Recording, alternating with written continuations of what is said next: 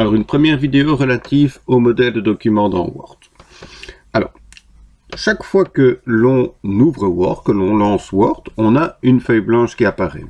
Et cette feuille blanche, en fait, c'est la copie d'un modèle de document qui s'appelle normal.dot. Et donc, dans Word, on a ce modèle-là et on a toute une série d'autres modèles. Et pour accéder au modèle de Word, il suffit de cliquer sur l'onglet Fichier, d'aller sur la commande Nouveau. Et en allant sur la commande Nouveau, on va trouver ici toute une série de modèles documents qui sont disponibles. Alors généralement ici, on trouve ceux qui sont préinstallés. Et on peut très rapidement et très simplement rechercher d'autres modèles. À partir du moment où on a une connexion Internet, il suffit de cliquer dans la petite case « Rechercher des modèles en ligne », taper le type de modèle que l'on recherche. Imaginons, je veux utiliser des modèles de CV, je tape CV, je clique sur la loupe, et en cliquant sur la petite loupe, Word va simplement rechercher toute une série de modèles en rapport avec le mot-clé qui a été tapé. Et pour utiliser un modèle, il suffit que je clique sur ce modèle. Je clique ensuite sur le bouton Créer. Et ce que Word va faire, il va tout simplement me créer une copie de ce modèle de document. Donc ce que j'ai maintenant sous les yeux, c'est une copie du modèle de document sur lequel j'ai cliqué. Donc ce qu'il me reste à faire, tout simplement, c'est cliquer et taper ce que je souhaite taper. Voilà. Alors, ce qu'on va faire, nous, ici, c'est voir un petit peu comment créer soi-même ses propres modèles de documents. Alors, imaginons que je sois souvent amené à utiliser ce type de document. Et je ne veux pas chaque fois retaper la même chose. Donc, je vais faire en sorte que ce soit un modèle de document. Je vais l'appeler modèle 1, ce sera son nom. Je vais faire en sorte que ce modèle se trouve dans ma boîte nouveau. Voilà. Et je ferai en sorte qu'il se trouve dans un dossier qui porte mon nom, histoire d'avoir plus d'ordre. Alors, pour que ceci devienne un modèle de document, je vais sur l'onglet Fichier, la commande enregistrer sous, parcourir. Première chose à faire dans la boîte enregistrée qui apparaît naturellement, on lui donne un nom, je vais l'appeler modèle 1. Donc ce sera le modèle 1. Ce sera le nom de mon modèle. Ouais, je vais faire ça parce que j'en avais déjà. Voilà, modèle 1.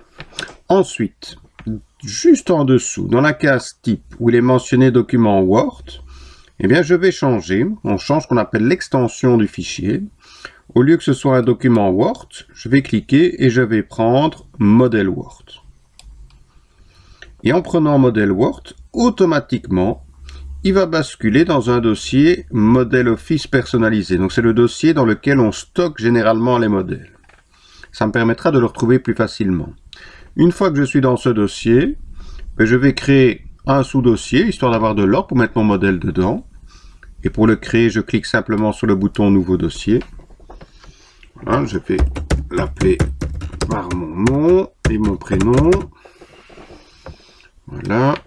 Il y en avait déjà d'autres qui avaient été créés. J'aurais peut-être dû les supprimer avant, mais bon. Donc, mon dossier est ici. Je vais l'ouvrir. Voilà, je suis dedans. Et une fois que je suis dedans, il ne me reste plus qu'à cliquer sur le bouton Enregistrer. Et c'est fait, j'ai donc créé un premier modèle de document. Je vais fermer ceci. Donc pour utiliser mon modèle, je dois aller sur l'onglet, sur la commande Nouveau. Donc la même boîte que celle qu'on a utilisée pour les modèles de Word, le modèle préinstallé de Word. Et dans cette boîte Nouveau, on a ici en dessous un petit lien personnel. En cliquant sur ce lien personnel, je vais trouver dedans tous les modèles de l'utilisateur. Et je vais notamment trouver le dossier qui porte mon nom que j'ai créé au préalable.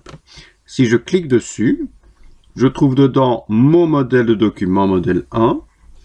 Et si je reclique dessus, Eh bien, ce qu'il faut bien comprendre ici, c'est ce que j'ai à l'écran, c'est pas le modèle, mais c'est une copie du modèle. Donc j'ai un document Word, tout ce qu'il y a de plus normal.